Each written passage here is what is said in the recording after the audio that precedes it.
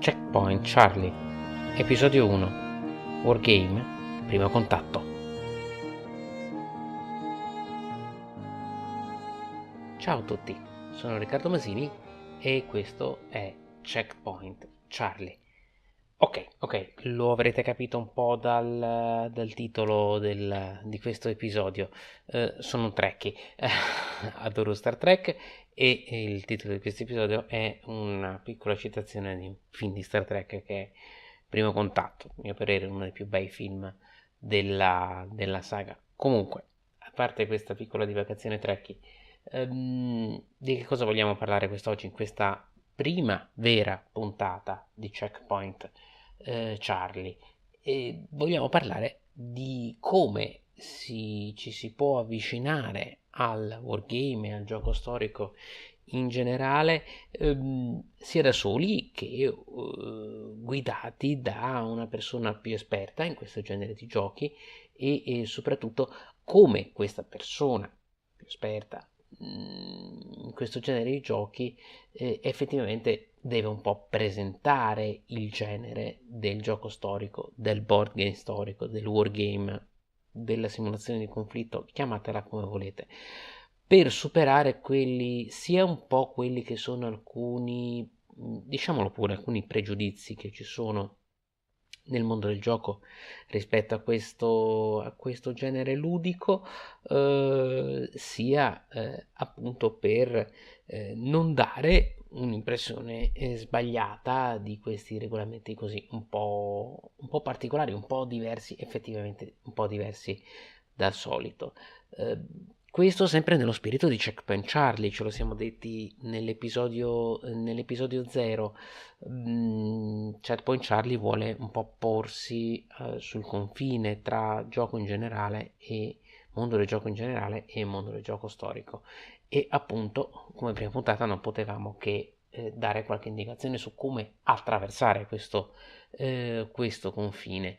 Ma non è solo un discorso di Checkpoint Charlie per quello che mi riguarda, perché per quello che mi riguarda effettivamente sia da quando ormai un anno fa ho scritto con mio padre Le guerre di carta 2.0, libro sul wargaming, il gioco storico, il gioco di simulazione in generale, perché qui stiamo parlando di gioco di simulazione, non dimentichiamocelo, e sia anche gli articoli che scrivo sul gioco o sul portale Gioconomicon sono tutti incentrati, se vedete, a presentare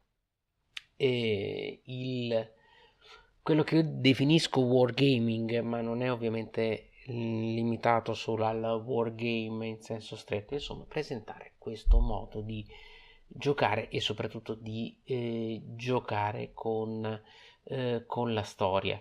È un senso di tutto il mio lavoro, tra libri, articoli e vari canali. Questo Checkpoint Charlie è l'ultimo che è arrivato, un altro per esempio anche vlog su YouTube che ha la stessa identica finalità. Quindi entriamo un po' adesso nel cuore dell'argomento: come introdurre qualcuno al wargaming e anche come avvicinarci noi stessi in prima persona se non siamo esperti di wargaming ma ci siamo incuriositi perché magari l'abbiamo visto giocare ad una convention da qualcuno, oppure comunque ne abbiamo sentito parlare e ci chiediamo, beh, questo benedetto gioco storico che cos'è, questo wargame che cos'è. Beh, intanto vi dico una cosa che forse non esce molto dal mondo del wargame, ma è una domanda che si stanno facendo in molti, e si stanno facendo in molti soprattutto tra i wargamer, perché almeno insomma i wargamer che sono un po' più aperti, non sono pochi, sono un po' più aperti alle novità, ma soprattutto alla necessità di attirare nuove persone, attirare nuovi appassionati in questo settore così specifico. Ecco, è una domanda che si stanno facendo in molti, perché in molti nel mondo del wargame si chiedono: ma ok, siamo un po' sempre noi, come possiamo aprire il nostro mondo, mostrare che questo genere di giochi che a noi piace tanto, che ci appassiona così tanto, è veramente per tutti, è veramente accessibile a tutti. Questo perché vi sembrerà strano, ma non è che i wargame sono tutti quanti dei Grinch, chini sulle mappe, su questi giochi un po' così, con un po' di anni, eccetera. In realtà sono giocatori anche loro che quindi vogliono come prima necessità di un giocatore è trovare altri giocatori, altre persone che vogliono condividere la loro passione. Per quello che mi riguarda, io ho fatto particolarmente mia questa tendenza, ho scritto molto, ancora ne scriverò, e vi faccio una piccola anticipazione, adesso ci stiamo un po' lavorando con alcuni amici, c'è un progetto specifico in questo senso che mi riguarderà personalmente nei prossimi mesi. Non vi posso dire di più ancora perché è ancora un po' in definizione, però fa parte di uno di quei canali su cui mi potete trovare. Dicevamo, una domanda che viene fatta molto spesso dai wargamer quando vogliono avvicinarsi a qualcuno che è wargamer non lo è, che è un curioso. È una domanda che in realtà non ha una sola risposta, ovviamente. Almeno non ha un'unica risposta giusta. Di sicuro, qui ve lo posso dire, senza troppi mezzi termini, ha alcune risposte sbagliate. Facciamo un po' di ordine, vediamo un po' prima come non si dovrebbe presentare il wargaming. Il wargame, il gioco storico, il gioco di simulazione ad un neofita, ad un curioso. Innanzitutto, ovviamente non glielo si dovrebbe presentare come qualcosa di eccessivamente complicato, cioè subito partire con i regolamentoni a 30-40 pagine, la mappona con le centinaia di pedine sopra, ecco, ovviamente questo è inutile, è evidente, spaventa il non addetto ai lavori, ma lo spaventa perché spaventerebbe effettivamente chiunque, spaventerebbe anche me. A volte anch'io che sono un esperto che lo faccio il gioco storico, che lo pratico da tanti anni, vedere alcune cose sulla mappa francamente spaventa anche me. Vedere un po' sti manualoni mi lascia un po' così, un po' tra il perplesso e l'intimorito. Ecco, questo è un primo modo sbagliato di presentare wargame, sia perché non tutti i wargame ovviamente sono dei monster wargames, cioè sono così pesanti, sia perché ovviamente facciamo scappare le persone, ma allo stesso modo non bisogna cadere nell'eccesso opposto, cioè non si deve dare l'idea di un qualcosa di troppo semplice, di troppo banale. Qual è l'accusa che viene fatta sempre al wargame? Ma c'è il dado, alla fin fine ti leggi tutte queste pagine, ti fai tutti quanti questi sforzi, tiri fuori queste mappe, queste pedine, ma alla fine tiri un dado e se va male è finita lì. È solo una cosa del caso dove sta l'abilità in questo.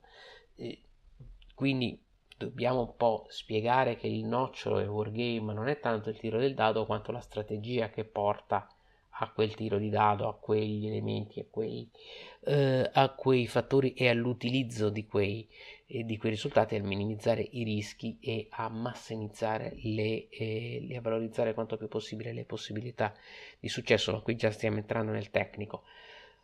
Soprattutto non dobbiamo dare l'idea che esistono quelli che io è una definizione, lo sanno i miei amici wargamer che io odio, che è quella dei wargames introduttivi. Per carità, non parlate di wargames introduttivi, non chiamateli wargames introduttivi. Perché? Perché ci sono molti che pensano, beh, sì, ci sono questi wargames che sono semplici, sono carini, sono simpatici, diamoli in pasto ai neofiti, facciamoli divertire un po', tanto poi gli spieghiamo che in realtà il wargame non è questo, questi sono giochini, poi giochi seri sono altri.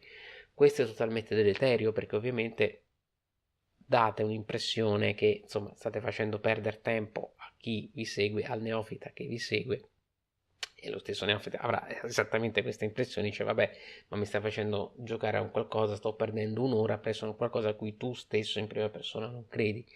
Ma anche perché, questo io è una cosa che dico da sempre, il wargame introduttivo di per sé non esiste, è una falsa definizione. A che cosa introduce un wargame?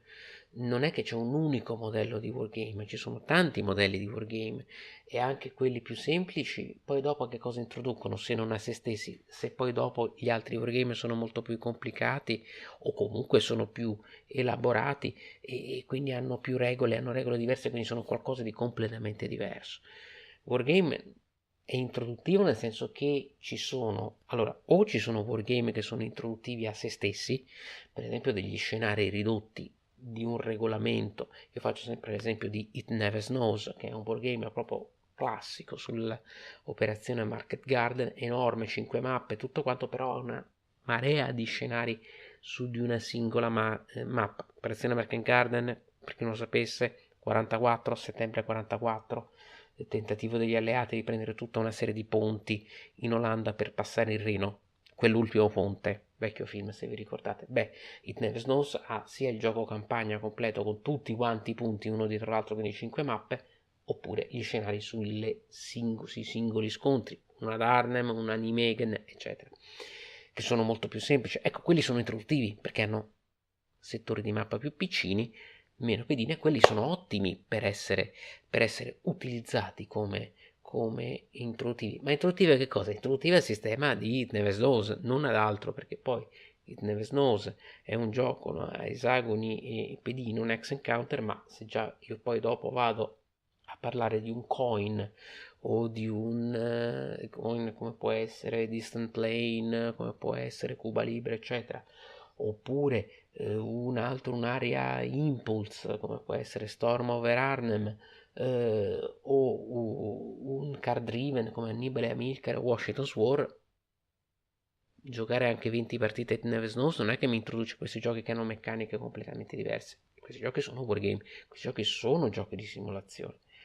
Quindi lasciamo perdere un po' quest'idea dell'introduttivo in questo senso. Parliamo, diciamo che ci sono alcuni giochi, questo sì, cominciamo a entrare in un ambito positivo di questo argomento, ci sono alcuni giochi che sono particolarmente adatti per essere, che cosa? Eccolo là, un primo contatto con il wargame, con il gioco storico. Perché sono semplici, perché hanno durate limitate, perché non hanno troppi pezzi, perché hanno regole che molto intuitivi e che ci insegnano che cosa? Non questo tipo o quest'altro di wargame, ma all'idea di poter giocare con la storia e soprattutto di poter utilizzare un gioco per rappresentare una realtà. Penso, faccio un esempio, Tank on Tank della Lock and Load, Esagoni, un gioco di carri armati nella seconda guerra mondiale, andate a vederlo su BGG, molto semplice, molto simpatico, con delle sottigliezze tattiche non banali, devo dire, soprattutto se ci aggiungete le regole avanzate, che vi introduce l'idea che con un gioco si può rappresentare su di una mappa uno scontro tra carri armati e fanteria nella seconda guerra mondiale. Poi dopo come lo si fa? Beh, questo è tutto un altro discorso, ogni gioco fa storia a sé e questo evita, insomma, che si dia in pasto al neofita, gioco semplice, dura poco, per i componenti, si fa provare al nostro neofita, al nostro curioso, ah, beh, sì, carino, e poi lui prende e se ne va perché noi per primi non ci crediamo. Un gioco come Tank on Tank invece, se noi per primi impariamo ad apprezzarlo, a capire che cos'è questo tipo di wargame e che cosa ci può dare, beh,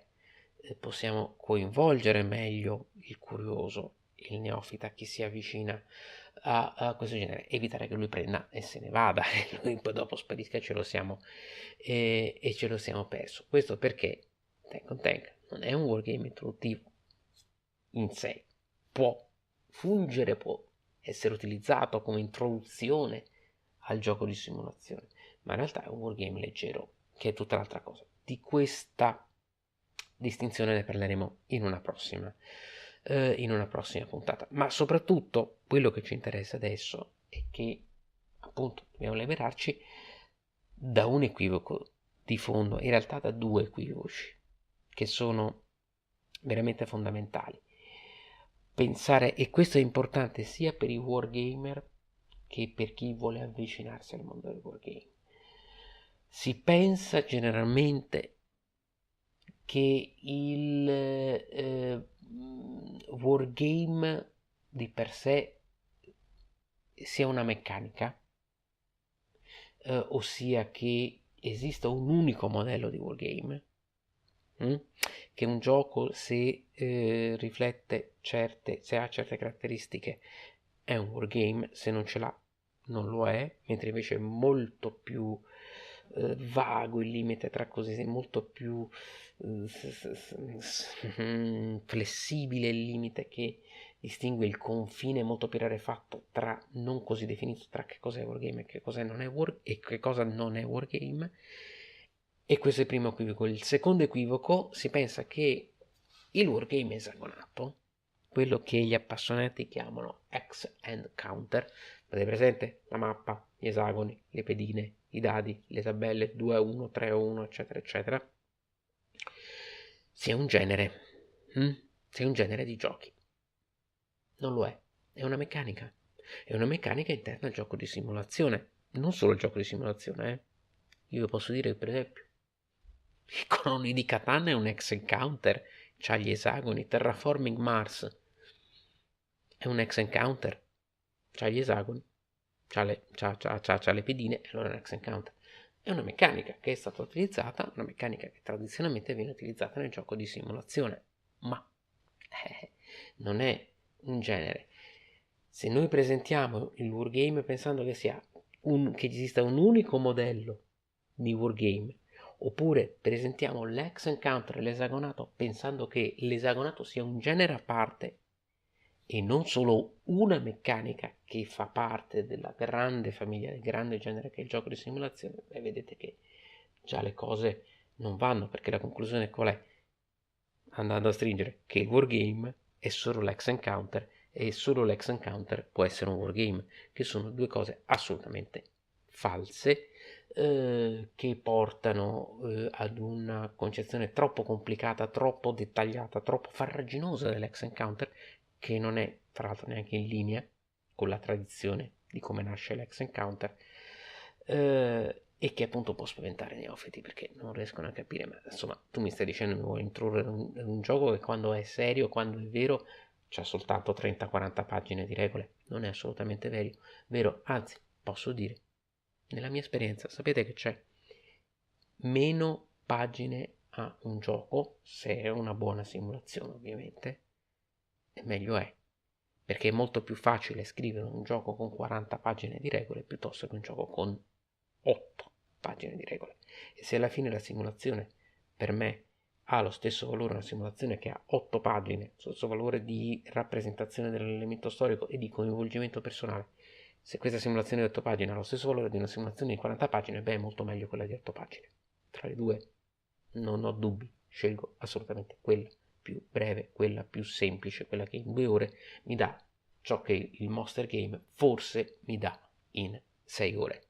Su questo non c'è dettaglio, non c'è crono, non c'è niente che mi faccia ricredere da questa mia opinione.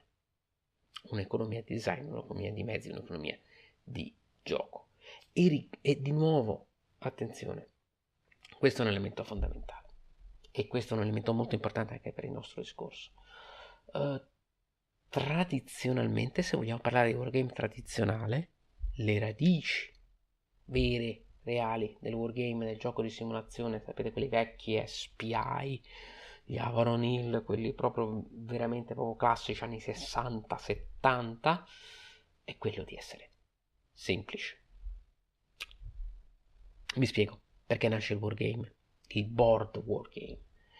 Perché giocare con la miniatura era troppo difficile ed era troppo complicato. E il board wargame esagonato, con la mappa esagonata, permetteva di rendere con meccaniche molto più semplici la rappresentazione di eventi storici. Molto semplicemente. Ed era esattamente per questo motivo in maniera molto più semplice e, diciamo pure molto più economica, perché il gioco di una scatola intera che tu la prendevi e non dovevi farci più nulla, solo tirare via le pedine, era equivalente di quello di una scatola di soldatini che dovevi prendere, staccare, dipingere, fare, eccetera, più tutto quanto lo spazio necessario per il dramma, eccetera. Insomma, era tutto molto più economico e questo lo rendeva molto più popolare.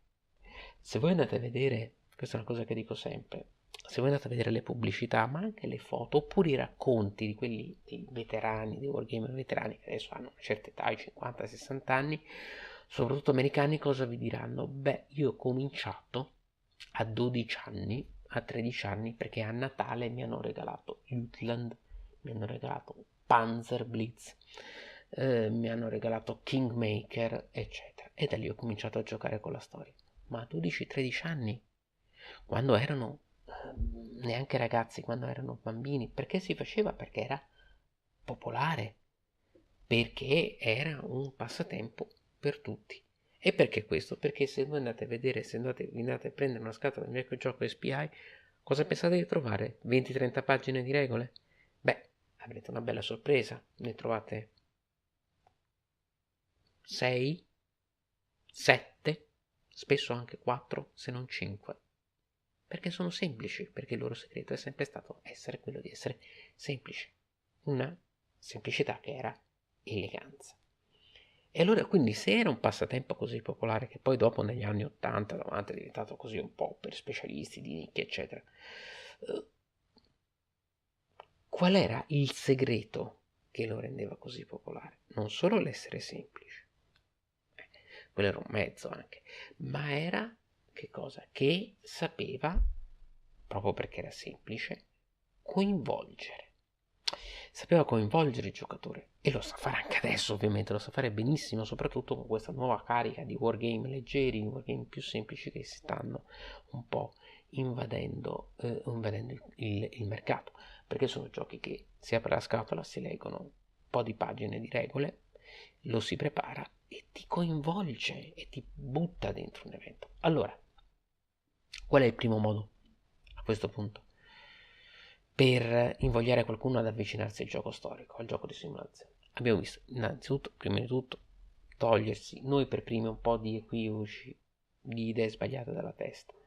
Far vedere che il gioco non necessariamente deve essere complicato per essere un buon gioco di simulazione. E questo è il primo punto. Il secondo punto è quello di generare interesse. Il segreto del gioco di simulazione è il coinvolgimento che il gioco dà al giocatore, perché lo coinvolge emotivamente in una narrazione, lo mette nei panni di Napoleone, Scipione l'Africano, Giulio Cesare, Alessandro Magno, chi volete voi. Quindi il coinvolgimento che dà questo meccanismo di trasferimento è che si basa tutto sull'interesse, cioè sull'interesse che una persona ha a rivivere un momento storico. Il gioco di simulazione ti dà una situazione storica che tu hai letto sui libri, hai visto nei film, comunque è un momento di conflitto, di confronto, quindi un momento drammatico, un momento epico, un momento coinvolgente e ti mette al comando di questa situazione. Il gioco di simulazione non va avanti da solo, sei tu che devi decidere dove sposto, che ordine do alle mie truppe, dove sposto questi carri armati, quando faccio intervenire gli aerei, oppure con chi devo mettermi a trattare diplomaticamente, che cosa devo fare dell'economia del mio paese, dove la devo indirizzare. Ecco, e sono io al comando. In questo senso sì, sono io al comando. Sono io che devo prendere le decisioni nell'ambito del gioco. Ecco perché quando qualcuno mi avvicina, e ovviamente sono molti, su Facebook, anche negli eventi pubblici o anche in privato, in chat, e mi dice, beh, mi ha interessato con tutta questa tua storia, tutte queste tue lungaggini su questo benedetto gioco storico, da dove posso cominciare? Ok, che cosa mi consigli? Quale gioco mi consigli? La mia risposta a questa domanda sono altre due domande. Perché dire a qualcuno che ti chiede da che titolo posso cominciare non è tanto possibile. Bisogna rispondere con due domande. E le due domande sono: che periodo ti interessa? E che cosa vorresti comandare all'interno di questo periodo? Perché vedete, di giochi di simulazione, giochi storici, eccetera, ce n'è. Quanti ne volete? Di tutti i tipi possibili e immaginabili. Ma se quel gioco che io vi vado a consigliare non suscita il vostro interesse, per vari motivi, perché il periodo non vi piace, perché non lo conoscete, non avete curiosità di conoscerlo, quello che vi pare, beh, è inutile. È inutile che io ve lo consigli, alla fine rimarrete comunque delusi. L'aggancio, il vero aggancio qual è? È appunto questo, è l'interesse. Quale periodo suscita la tua curiosità? E all'interno di quel periodo, chi vuoi essere? Ti piace il periodo napoleonico? Ok, ti piace il periodo napoleonico, ma vuoi essere Napoleone che comanda le armate su tutta Europa? Oppure vorresti essere il maresciallo di Napoleone che comanda un pezzo di una grande battaglia? Oppure ancora vorresti essere un colonnello che ha il suo reggimento e decide dove piazzare l'artiglieria quando far partire la carica? Scusa, un generale che decide dove piazzare l'artiglieria quando far partire la carica della cavalleria, se portare la sua fanteria davanti o dietro il crinale, eccetera, perché ovviamente tutto questo cambia tutti i parametri. Di nuovo, questo per farvi capire, quando introduciamo qualcuno, oppure quando anche noi ci avviciniamo al gioco di simulazione, siamo un po' paralizzati dalla possibilità della gamma delle scelte, della gamma di opzioni a nostra disposizione, e non può essere diversamente un gioco che vuole rappresentare la realtà è grande, il mondo è grande, quindi dobbiamo fare già una prima scrematura, dobbiamo capire semplicemente che cosa ci interessa di più. Una volta che abbiamo capito che cosa ci interessa di più, beh, allora a quel punto un regolamento da 10 pagine ce lo sciroppiamo tranquillamente. E poi dopo, tranquillamente vediamo i regolamenti da 30-40 pagine. Perché, vedete, vi ricordate quando, non so adesso, che io ho fatto l'università, alle medie o anche al liceo sembrava assurdo potersi imparare un libro di 600-700 pagine. Però arrivi all'università, fai una cosa che ti piace e alla fine sto benedetto libro di 600-700 pagine te lo impari e ti piace anche. Beh, non tutti, ok, ovviamente non tutti, però alcuni ti piacciono anche e te li bevi.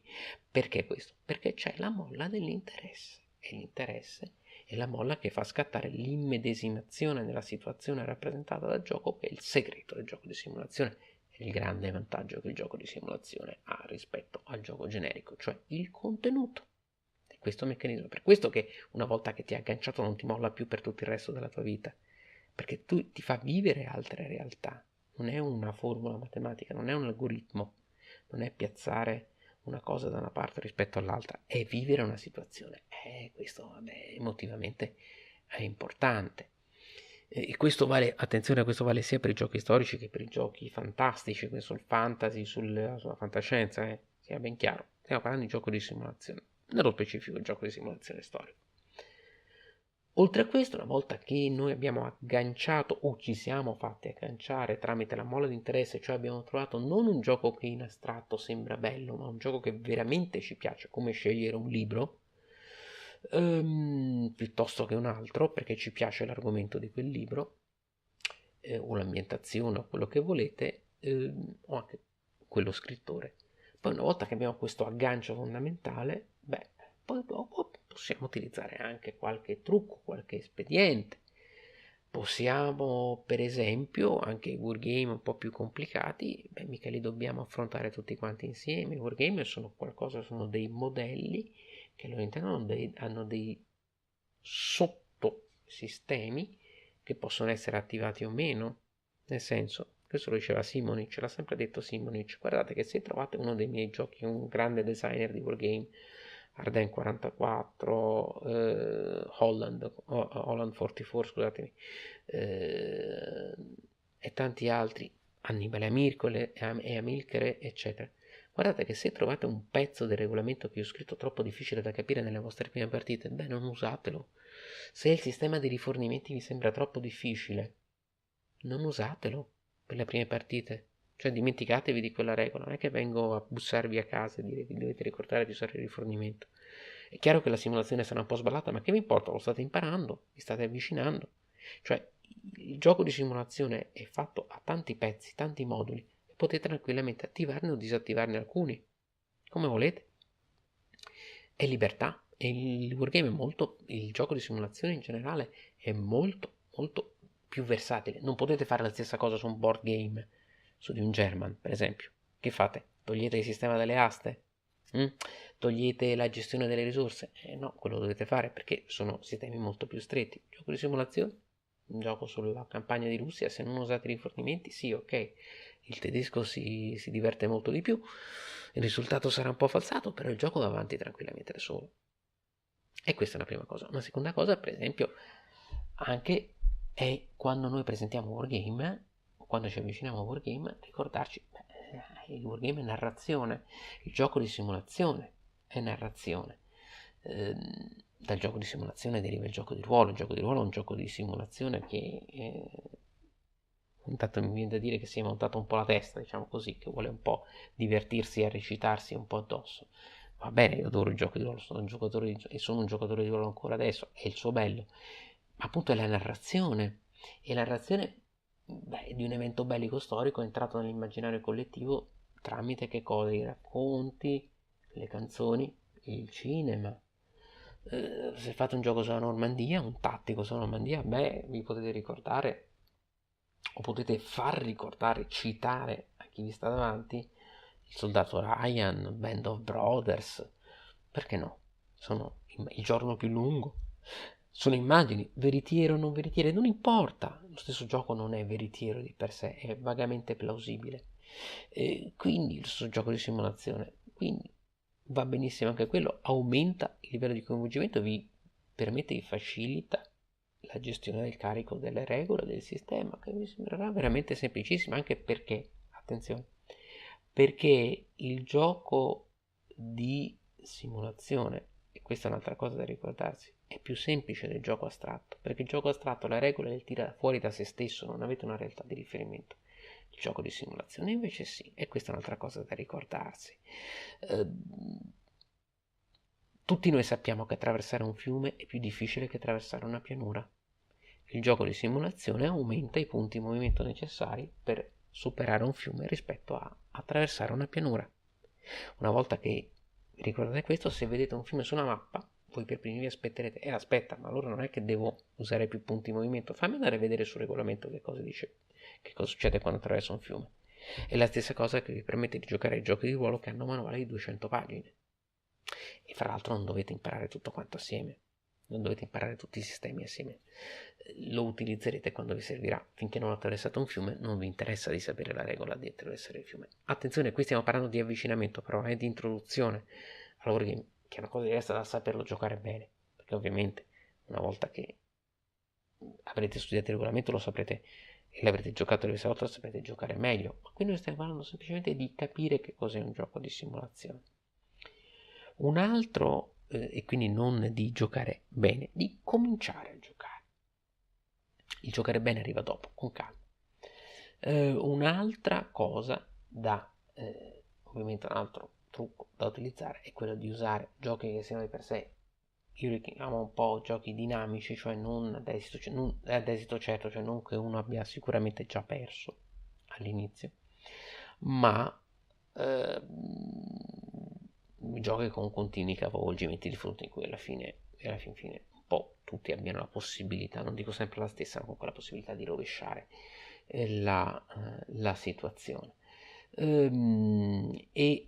Anche giochi ovviamente facilmente reperibili, giochi che è facile trovare sul mercato, se possibile c'è il problema della barriera linguistica, lo so, il problema dei giochi con regolamento in inglese, magari cerchiamo di trovare giochi che abbiano regolamenti ufficiali e non ufficiali in italiano, non è necessario, però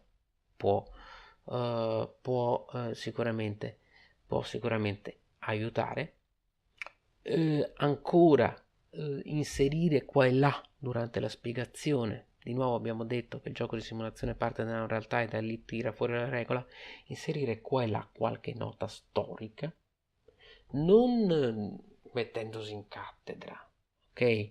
Ma semplicemente spiegare, in questo momento sta succedendo questo, nel gioco c'è questa regola perché nella realtà successe questa cosa qui. Adesso ci cambia il tempo, dobbiamo applicare degli altri modificatori al combattimento perché storicamente quel giorno il tempo cambiò e allora stiamo rappresentando quello che è successo nella realtà all'interno del gioco, e questo aiuta a creare questo legame tra la realtà e la regola del gioco, aiuta a dare senso alla regola.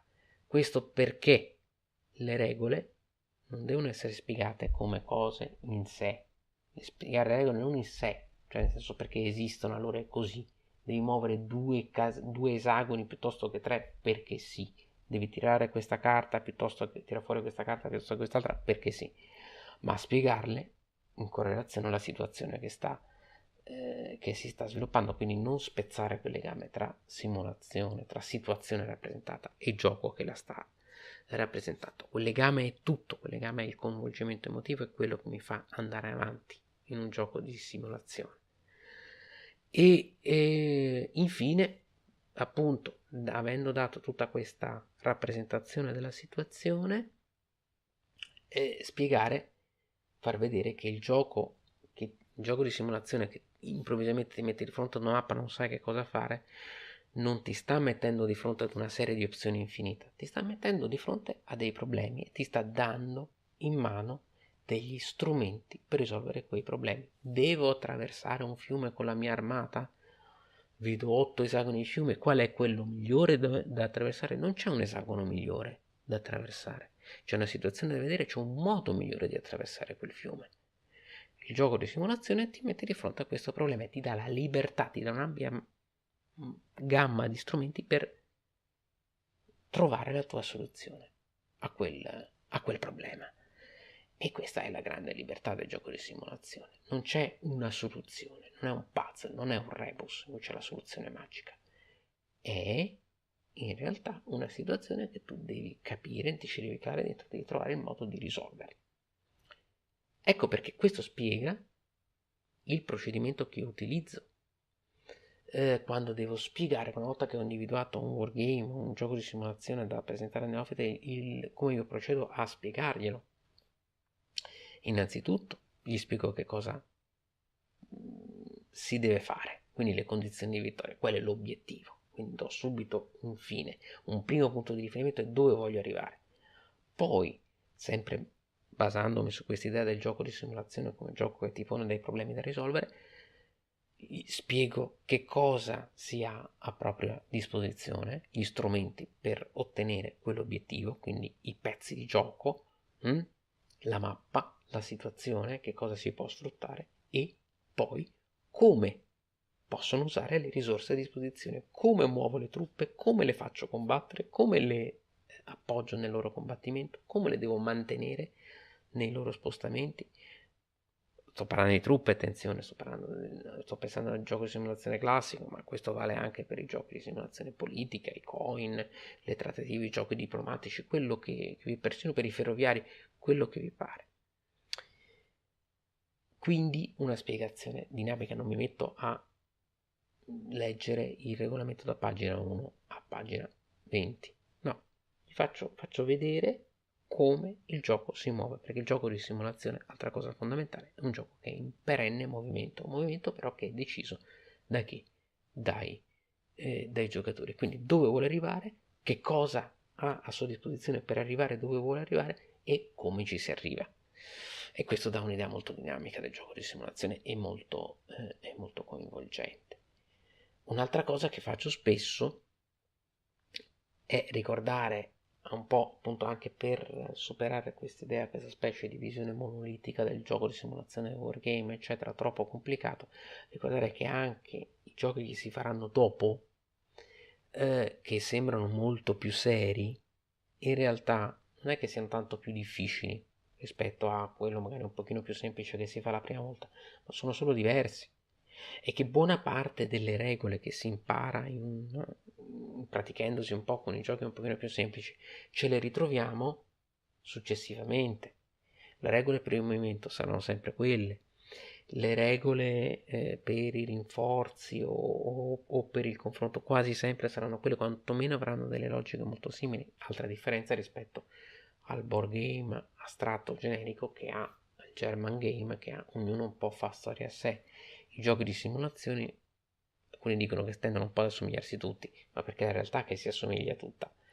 Spostare una truppa da un punto A ad un punto B, alla fine è sempre la stessa cosa. Poi cambia il modo con cui il singolo gioco lo fa, ma il concetto è sempre lo stesso. E di nuovo, se noi teniamo in mente la situazione che viene rappresentata, ci rimane molto più semplice poi concepire, utilizzare, memorizzare o comunque sia assimilare la regola che viene utilizzata per rappresentarla. Insomma, i wargame, anche quelli successivi, con quelli sappiamo già di che cosa si sta parlando, al massimo cambiano gli strumenti.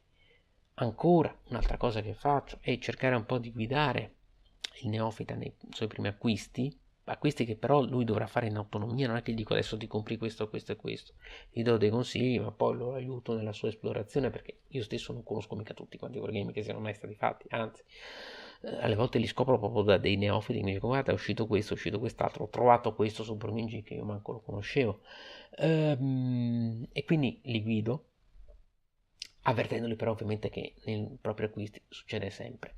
Farà qualche sbaglio, farà qualche delusione, qualche gioco gli sembrerà bellissimo, poi lo proverà, cioè è troppo complicato, è troppo semplice, non mi piace, non mi convince il modello che crea. L'ho pagato troppo, nessun problema, queste cose capitano a tutti.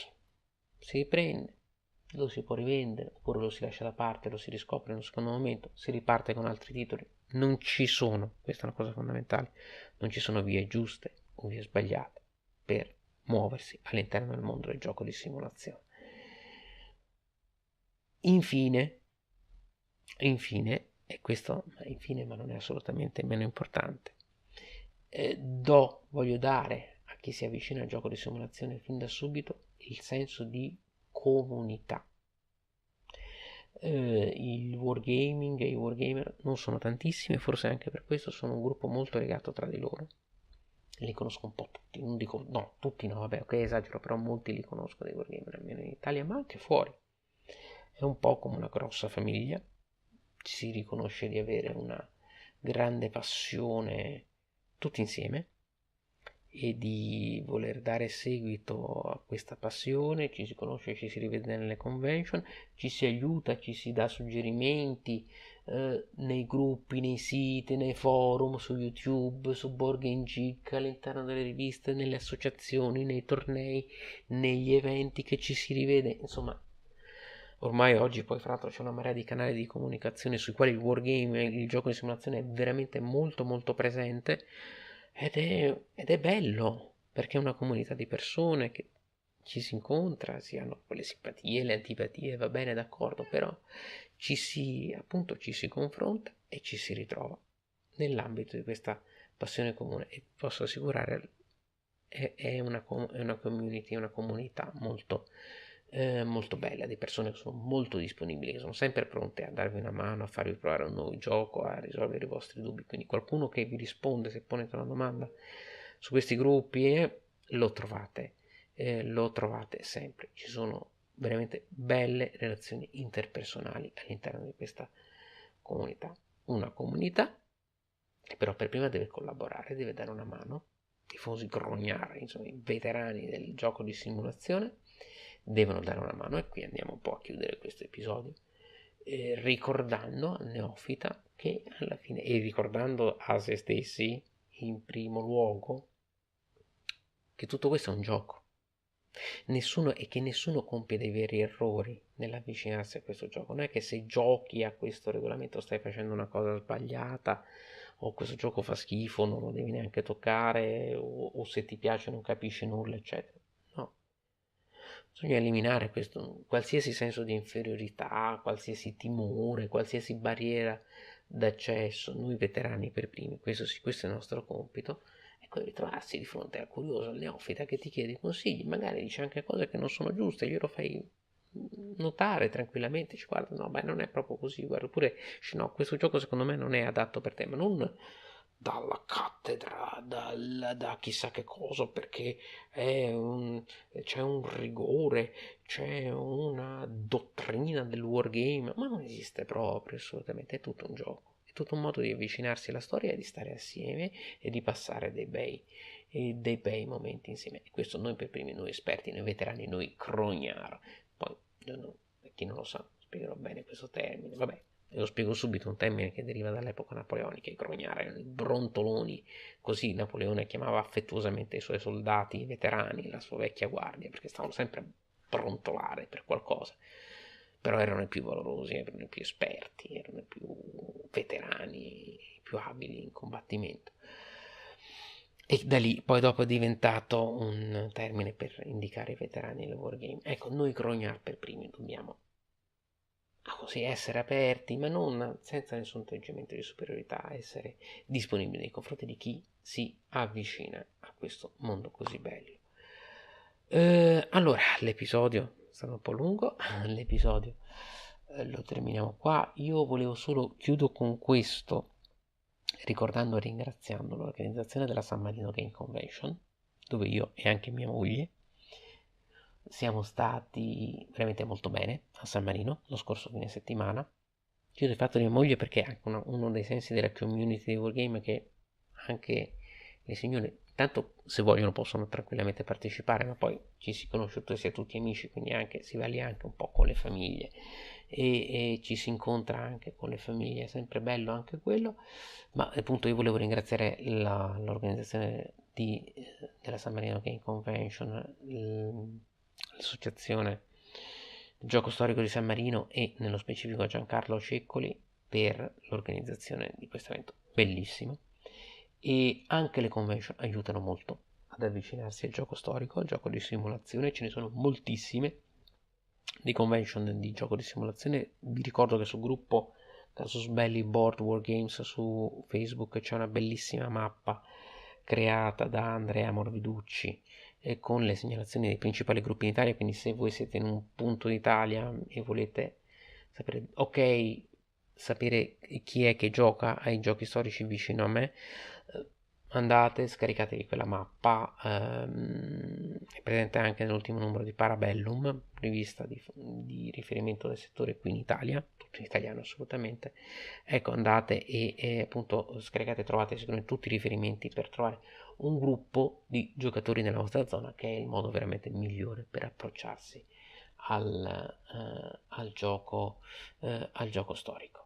E poi appunto quando ci sono queste grandi convention che vengono fatte, Modena, San Marino, adesso a ottobre, all'inizio di ottobre, per il 5-6 ottobre avremo Piana delle Orme vicino a Roma, insomma questo è un ottimo modo per avvicinarsi al gioco storico. Io spero che questo episodio vi sia stato utile, appunto per farvi vedere quali sono un po' i modi migliori sia per incuriosire qualcuno al wargame, ma soprattutto anche per avvicinarsi al wargame, lasciarsi un po' rapire da questo tipo di giochi, lasciarsi coinvolgere in un gioco in un genere di gioco che è molto, alla fine dovrebbe essere, e lo è spesso, molto più semplice di quello che sembra, e che è veramente emozionante. Sono racconti sulla storia, sui grandi eventi del mondo, sui grandi momenti, sono grandi storie che sono a disposizione di tutti noi e che si rinnovano ogni volta che apriamo la scatola di un gioco di simulazione. Io a questo punto vi saluto e vi ringrazio, vi do appuntamento al prossimo episodio e come sempre il nostro turno di guardia finisce qui. Ciao!